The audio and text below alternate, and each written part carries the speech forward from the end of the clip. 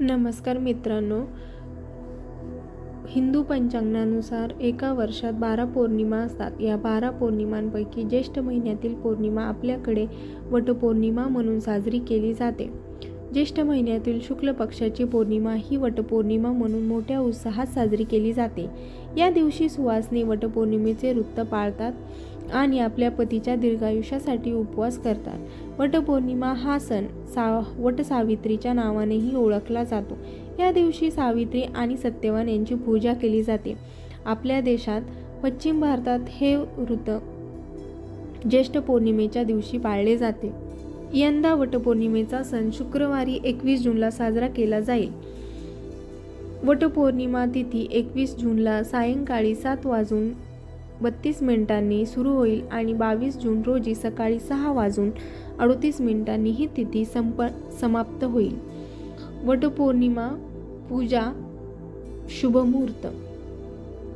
वटपौर्णिमेच्या दिवशी स्त्रिया पतीच्या दीर्घायुष्यासाठी वडाची पूजा करतात आणि उपवास करतात। या दिवशी वडाची पूजा करण्यासाठी पहाटे 5:24 शुभमुहूर्त सुरू होऊन तो 10:30 पर्यंत असणार आहे। त्यानंतरचा शुभमुहूर्त दुपारी 12:23 सुरू होऊन तो दुपारी 2:07 संपणार आहे। त्यामुळे या कालावधीमध्ये सुवासिनींनी वडाची पूजा करू शकतात।